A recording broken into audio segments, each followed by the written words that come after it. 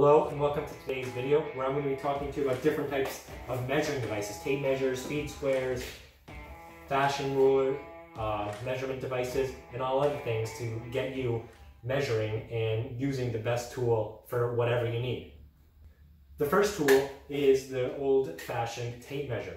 This is one of my favorites and a tool that I recommend to anyone. These come in different lengths and sizes. This is a 30 foot, so it's pretty big, has a clip on the back. And like I said, they'll go out 30 feet. Another thing, there's different widths to how thick they are because this one, I believe, is 1 inch thick, which means I can extend it out pretty far. Not too far, it's the older one. So you can extend it out further without it snapping. Whereas an extra thick one, like a Fat Max, that's why they're called fat, is that those will go 11 feet without snapping. Whereas a more thin, ½ inch or something smaller is gonna snap earlier. Whereas you might wanna be pointing to things or using it. So that's something to consider. So tape measure, great tool. Have them in inches, shows feet marks, shows studs. They're very versatile. Now this is just a foot-long ruler, as you know it, and I'm sure I don't need to explain how to use it to you, but these do have some useful tidbits in them when you're working on a job. And you might want like a meter stick, that might be better.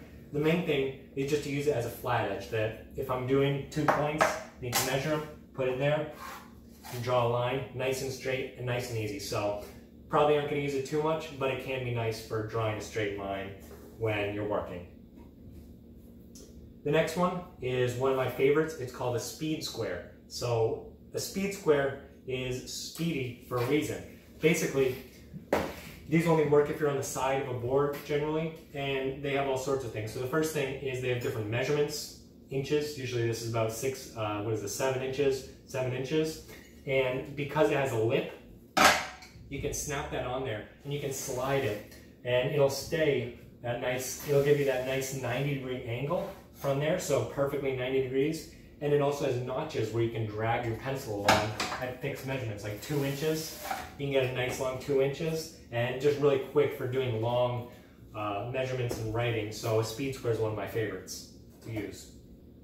Also, like a speed square, there are these other tools that carpenters often use, sometimes a tri-square. That's a little bit more for angles and a little bit larger. That can be used too. Speed squares will generally do it, but that's more specific. And also a framing square that, like I said, speed square, it has angles on it that you can use for framing and roofing, but a roofing square is going to be much larger, almost 2 feet long, and you can really work much easier on some nice large beams. So if you're working on framing roofs, then a roofing square is probably going to be nice for you. Another tool, which I don't have a specific one right here, but the speed square will do, is a protractor. A protractor tells you the degree of angle. So if this is the plane right here, going up from here to here, that's about 5 degrees. Going up here halfway, 45. And if you remember from high school math, this is a right angle going like that. And so a speed square can tell you that if you're like this, you're here, straight up 90 degrees, 45 degrees, and all sorts of things that you can mark it. And then you can also rotate it. So if I wanted to do a 45-degree angle, say I'm starting right here, you can go from this point, keep the pivot point right there, mark 45, rotate to it, then you got a nice 45-degree angle after you take it and pivot it to that desired location.